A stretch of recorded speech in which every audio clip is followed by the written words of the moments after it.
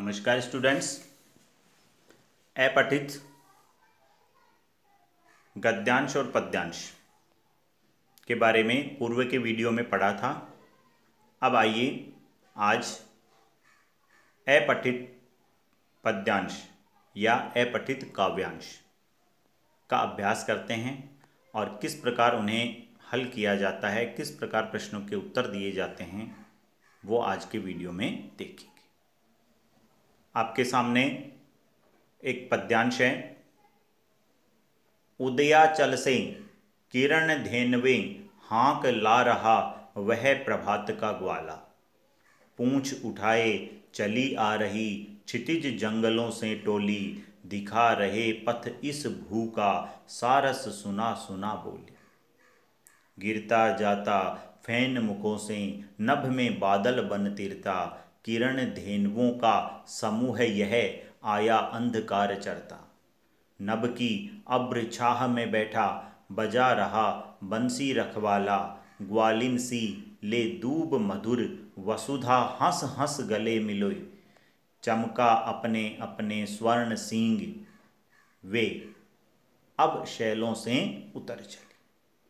तो ये आपका अपठित पद्यांश है।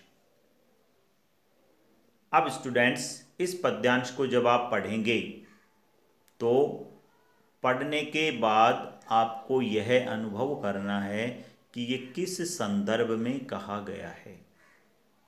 हालांकि समझना थोड़ा सा मुश्किल है, लेकिन नामुमकिन नहीं है। यदि हिंदी के प्रति आपकी रुचि है, हिंदी के प्रति आपका ज्ञान है थोड़ा सा भी, तो आप इस प्रश्न को हल कर सकते हैं। समय समय पर आप हिंदी से संबंधित जो कविताएं आती है न्यूज़पेपर में, किसी पुस्तक में, आप उनको पढ़ते हैं, हिंदी के प्रति आपकी जिज्ञासा है, तो आप इस प्रकार के प्रश्नों को हल कर सकते हैं। देखिए, इसको समझाता हूं। उदयाचल, ऐसा माना जाता है, होता नहीं है, ऐसा माना जाता है कि एक पर्वत तो है पूरब दिशा में और एक पर्वत है पश्चिम दिशा में। पूरब दिशा में जो पर्वत है, उस पर्वत के पीछे से सूर्य निकलता है और इसलिए पूरब दिशा वाले पर्वत को उदयाचल कहते हैं। उदय यानी उगना और अचल कहते हैं पर्वत को। पर्वत के पीछे से सूरज निकलता है। उदयाचल से किरण धेनुएं, किरण यानी किरणें, और धेनु कहते हैं गाय को। हाँक ला रहा, हाँक ला रहा, हाँक का मतलब होता है चलाकर लाना। वह प्रभात का ग्वाला, प्रभात कहते हैं प्रातः काल को, और ग्वाला कहते हैं जो गायों को चराता है। अब देखिए, इसमें सारे जो शब्द है वो प्रतीकात्मक है। जो आपको दिख रहे हैं ना, वो नहीं है, उनके अलावा है। क्या है देखिए, उदयाचल से किरण धेनुएं हाँक ला रहा वह प्रभात का ग्वाला। प्रातः काल का ग्वाला यहां सूर्य को कहा गया है। प्रातः काल का ग्वाला सूर्य को कहा गया है। और किरण रूपी गायों को घेर कर या हाँक कर ला रहा है। जिस प्रकार ग्वाला गायों को लेकर जाता है, उसी प्रकार प्रभात रूपी ग्वाला सूर्य किरण रूपी गायों को लेकर आ रहा है। यानी सूरज उग रहा है और उसकी किरणें धरती पर पड़ रही है। पूंछ उठाए चली आ रही क्षितिज जंगलों से टोली। और गायें, गायें कौन सी है? किरण रूपी गायें हैं, किरणें। पूंछ उठाए चली आ रही क्षितिज जंगलों से टोली। क्षितिज जहां धरती और आसमान मिलते हुए से दिख रहे हैं, यानी पूरब दिशा में जहां से सूरज निकला है, वहां से किरण रूपी गायें पूंछ उठाकर टोली के रूप में, समूह के रूप में आ रही है। यानी पूरब दिशा में सूर्य उदय हुआ है और उसकी किरणें धरती पर पड़ रही है। दिखा रहे पथ, पथ यानी रास्ता, इस भू का, भू कहते हैं धरती को। सारस सुना सुना बोली, सारस पक्षी होता है। और इन किरण रूपी गायों को धरती का रास्ता कौन दिखा रहा है? सारस पक्षी बोलकर इन किरण रूपी गायों को आगे रास्ता दिखा रहा है। किरण रूपी गायों को कौन हाँक कर ला रहा है? प्रभात का ग्वाला अर्थात सूर्य। गिरता जाता फैन मुखों से, और गायें जब चरती है और चरने के बाद जब वो जुगाली करती है तो उनके मुंह से झाग गिरते हैं सफेद। ठीक है, तो ये किरण रूपी जो गायें हैं, किरण रूपी गायें अंधकार चर रही है, अंधेरे को चर रही है, यानी किरणें निकल गई तो अंधेरा भाग गया। किरण रूपी गायें अंधेरा रूपी चारे को चरकर उनके मुंह से फैन झाग गिर रहे हैं, और ये झाग आगे जाकर क्या बन जाएंगे? आसमान में बादल बन जाएंगे। गिरता जाता फैन मुखों से, नभ में, नभ यानी आसमान, नभ में बादल बन तीरता, और आसमान में जो बादल है सफ़ेद, वो ऐसे लग रहे हैं जैसे किरण रूपी धेनुएं जब जुगाली कर रही है तो उनके मुंह से ये सफ़ेद झाग है ना, ये बादलों का रूप ले लिया। किरण धेनुओं का समूह है आया अंधकार चरते, और ये किरण रूपी गायों का समूह है, अंधेरे को चरता हुआ नष्ट करता हुआ आगे बढ़ रहा है। जैसे जैसे अंधेरा हटेगा, जैसे जैसे उजाला होगा, वैसे वैसे अंधेरा चला जाएगा। नभ कहते हैं आसमान को। नभ की अब्र छाह में बैठा, नभ की अब्र छाह में बैठा, शीतल छाया में बैठा, बजा रहा बंसी रखवाला। और इन गायों का जो रखवाला है वह आसमान की ठंडी छाया में बैठकर बांसुरी बजा रहा है। ग्वालिन सी ले दूब मधुर बसुधा, हंस हंस गले मिली। ग्वालिन सी, दूब घास, ग्वालिन रूपी दूब जो है वो धरती से हंस हंस कर गले मिल रही है। क्यों? क्योंकि सूर्य की किरणें उनके ऊपर पड़ रही है, जिससे वो बड़ी प्रसन्न है। चमका अपने अपने स्वर्ण सींग वे, और ये जो गायें हैं ये अपने सुनहरी सींगों को चमका रही है, और शैलों से, शैल कहते हैं पर्वत को, अब पर्वतों से नीचे उतर आई है। तो जब सूरज उगता है सबसे पहले उसकी किरणें पर्वत पर पड़ती है और फिर धीरे धीरे धरती पर पड़ती है। तो ये प्रतीकात्मक रूप में है। यहाँ पर प्रभात का ग्वाला तो है सूर्य, ठीक है, किरण रूपी गायें हैं, उसकी जो किरणें हैं उनको गायों का रूप बताया गया है। ठीक है, उनसे मुंह से जो झाग गिर रहे हैं उनको बादलों का रूपक बताया गया है, और दूब जो है घास, उसको ग्वालिन की तरह बताया गया है। तो ये पूरा गद्यांश है जिसके अंतर्गत प्रातःकाल सूर्य उदय होता है उसका वर्णन किया गया है। प्रस्तुत गद्यांश का उचित शीर्षक लिखिए। उत्तर में क्या लिखना है? उत्तर, प्रस्तुत काव्यांश का उचित शीर्षक प्रभात का ग्वाला, सिंगल इन्वर्टेड इकहरे उद्धरण में बंद। प्रस्तुत काव्यांश का उचित शीर्षक प्रभात का ग्वाला हो सकता है। नभ में बादल बनकर कौन तैर रहा है, या यहां पर आप ये कह सकते हैं नभ में बादल बनकर क्या तैर रहा है। नभ में बादल बनकर क्या तैर रहा है? किरण रूपी गायों के मुख से जो फैन या झाग निकल रहे हैं वह आसमान में बादल बनकर तैर रहे हैं। और तीसरा प्रश्न है, काव्यांश में प्रभात का ग्वाला का क्या अभिप्राय है? तो काव्यांश में प्रभात का ग्वाला का अर्थ है प्रातःकालीन सूर्य। प्रातःकालीन सूर्य। जिस प्रकार ग्वाला गायों को लेकर जंगलों की तरफ जाता है, उसी प्रकार प्रभात रूपी ग्वाला अर्थात सूर्य किरण रूपी गायों को लेकर धरती की ओर बढ़ रहा है। इस तरह से आपको इन तीनों प्रश्नों के उत्तर लिखने हैं। अब आइए एक काव्यांश और देख लेते हैं। ये देखिए, एक काव्यांश और देखिए। जग में सचर अचर जितने हैं सारे कर्म निरत है। धुन है एक न एक सभी को सबके निश्चित व्रत है। जीवन भर आतप सह वसुधा पर छाया करता है। तुच्छ पत्र की भी स्वय कर्म में कैसी तत्परता है। जिस पर गिरकर उदर दरी से तुमने जन्म लिया है। जिसका खाकर अन्न सुधा सम नीर समीर पिया है। वह स्नेह की मूर्ति दयामयी माता तुल्य मही है। उसके प्रति कर्तव्य तुम्हारा क्या कुछ शेष नहीं है। केवल अपने लिए सोचते मौज भरे गाते हो। पीते खाते सोते जगते हंसते सुख पाते हो। जग से दूर स्वार्थ साधन ही सतत तुम्हारा यश है। सोचो तुम्ही कौन अग जग में तुम सा स्वार्थ विवश है। पैदा कर जिस देश जाति ने तुमको पाला पोसा। किए हुए है वह निज हित का तुमसे बड़ा भरोसा। उससे होना ऋण प्रथम है सत कर्तव्य तुम्हारा। फिर दे सकते हो वसुधा को शेष स्वय जीवन सारा। ये काव्यांश है। तो देखिए इस काव्यांश को आपको मैं समझा देता हूं, उसके बाद इसके प्रश्न उत्तर देखेंगे। जग कहते हैं संसार को। अचर और सचर, निर्जीव और सजीव या सजीव और निर्जीव,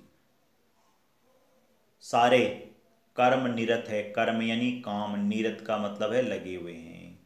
यानी इस संसार में जितने भी सजीव और निर्जीव है वो सब अपने अपने कामों में लगे हुए हैं। ठीक है। धुन है एक न एक सभी को सबके निश्चित व्रत है।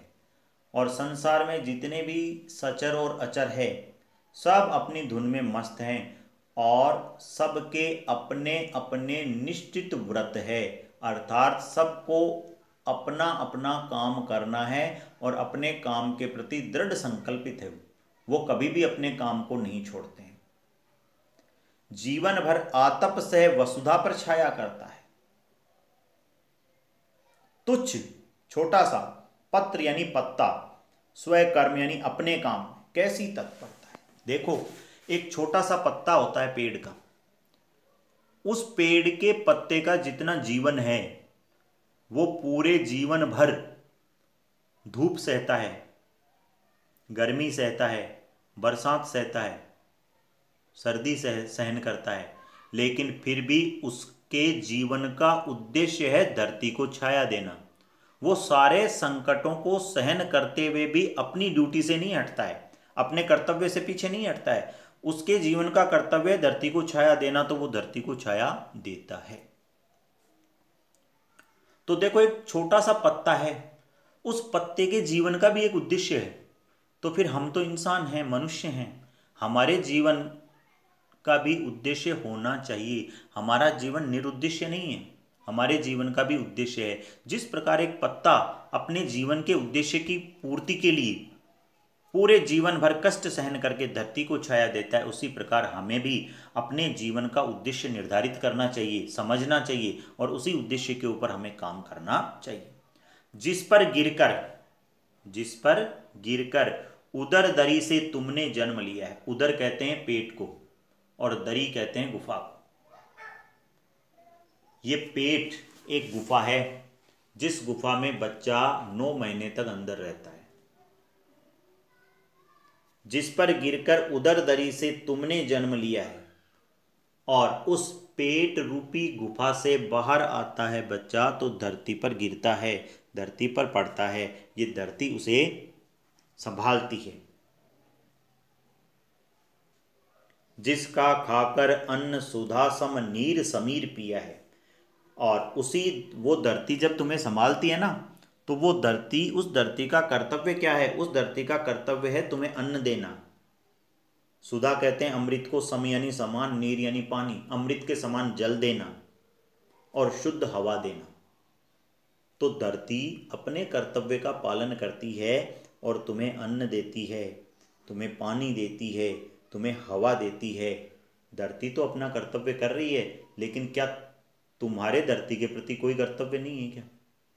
धरती कभी अपने कर्तव्य को नहीं भूलती है, लेकिन आप अपने कर्तव्य को भूल जाते हैं। आपको भी अपने कर्तव्यों को पहचानना चाहिए और उन कर्तव्यों को पूरा करना चाहिए। वह स्नेह की मूर्ति दयामयी माता तुल्य मही है। और ये जो धरती है ये माता तुल्य है, मही कहते हैं धरती को, और ये स्नेह की मूर्ति है। हमें कितना प्रेम करती है ये धरती, और हम इसके साथ क्या करते हैं? मही धरती को बोलते हैं। उसके प्रति कर्तव्य तुम्हारा क्या कुछ शेष नहीं है? कभी तुमने सोचा है क्या इस धरती के प्रति तुम्हारा कोई कर्तव्य नहीं है क्या? इस धरती के प्रति तुमने अपने सारे कर्तव्य चुका दिए क्या? तुम्हें धरती के प्रति अपने कर्तव्यों का भी निर्धारण करना पड़ेगा और उन्हें भी पूरा करना पड़ेगा। प्रश्नवाचक है। केवल अपने लिए सोचते मौज भरे गाते हो। सिर्फ अपने लिए सोचते हो, अपनी मौज में रहते हो। क्या कभी धरती के बारे में भी सोचा है तुमने?